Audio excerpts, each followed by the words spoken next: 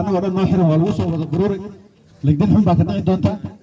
ركبة اللي تيجي دونتا ركبة مارك ويقول يصير دونها دم مالها مركا إني وحلا حشو قفنا أقول له وقف أقول له قدي وعادة الصومالية يدوينه ودن له مركا يا محب الله waxaan soo galayaa duqeydii iyo dadkii horteena ka hadlay waxyaalaha ka hadleen oo kamid aha siyaasad baa lagu jira rag siyaasi ah meesha joogay ma aragtay yaa la isdoorin waxba yaa la iska sheegay siyaasadda horta in la isku caayana ma aha siyaasadda waxa weeye waa rag fara badan oo hal gabar ku qooqan aniga reebaamaan ahay waxa wiilashii reebaama markii ay gabar ku qooqan yihiin saarka inta imaadana gadaasha istaageen way jiibiyaan I don't know jiib in meesha laga yaqaan marka jiifta ayada markaad jiibinayso ninkan wuxuu igu iska sheegay saanan ahayo nin bad soo maraan ahayo balaa gabadhu roo inay maqasho marka anaga gabadha aan ku muuqanahay inaan u sheegno waxyaalaha anaga aan maaragtay aan waxyaalaha jeceshiin waa xaq ninkii kale oo rabto gabadha inaad ka muqorisano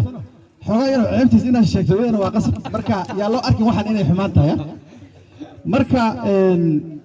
hadiyo dan aniga waxaan kamid ah dadka maanta loolankan u diyaar u ah oo kursigan balanbala u taagan rag badan oo walaalihii oo ciise kamid yahana way u taagan yihiin horaanaan sheegay waa saar anagoo dhan noo xiran waa lagu soo wada daruuri lagdin xun baa ka dhici doonta rag baa ila tegi doonta ragna maaragtay way ku guulaysan doonaa dhib ma laha tan labaad waxaa la sheegaa dowladda iyo waxyaala iyo wax laga sheegay waxaas dowladdan annaga iskale annagaa soo dhisana midnimaa laga hadlay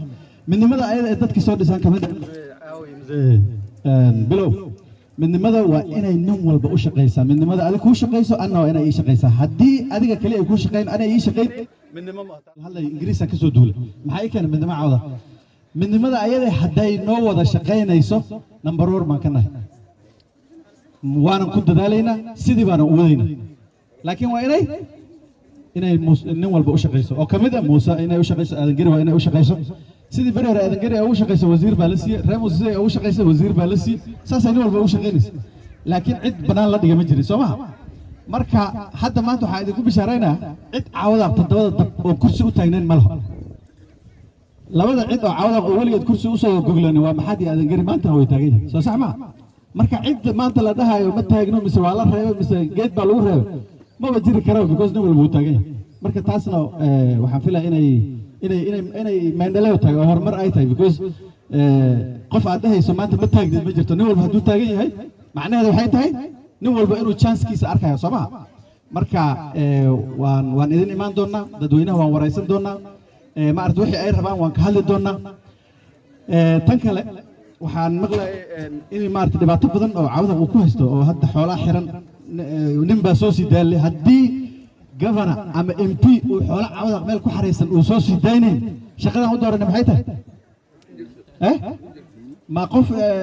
xoolo cawda xareysan haddaan soo sii daayo maanta ma in lii mahadnaqa waa shaqadayda soo qabsan marka nin walba oo xil loo dhiibay xilka asaga uu saaran yahay waa inuu siday taana waajibka u guto waa isfahanaa male marka dadweynaha intaas aan sheegay arrinta yar oo inaan ka jawaabo arrinta cabdi deeqo uu ka dhawaajiyo xisbi ku saabsan xisbi hadduu MB kaaga taagnayn waxba kuma lihid haddaan isku sheegaynaa run MCA-gan iyo nominationkan hadda aad sheegtay oo tiri Ramos iyo Aadangari waxba kama helin waxay waxba uga helin labadaba wax uga taagnaa ma jirin MP xisbiga uu MB-ga wato ayaa xisbigaada ninka MP-gana markuu xisbi raadsanayo waxyaalo badan ayuu ka soo shaqeynaa xisbiga waa xisbi taageeri karo dhaqaale ku kabi karo dadweynaha ma aragtay adigana aad u soo xareen karto marka haddaad u shiraamusa ii dhiibteen oo tira MB baad noo taagan tahay kab alla kabti maanta aan u aragno inay danta MB-gaada ku jirto yaad mari adoo kabalaan wax alla wixii xisbiga kaala xiranno ninkaadaad kala xisaabtami oo MB-gii aad dooratay adiga aad tiri ninkana iga wakiila ayaad kala xisaabtami doontaa insha Allah hadduu ilaahay raaxo waxaan kaloo idin sheegay Jubilee last electionki Aadangari iyo Muuse waxay kursi u waayeen haddaan idin sheego ma aaminaysid oo nominationki waxay u waayeen labadii meel ay ka taagnaayeen Kaanuga ka soo gashay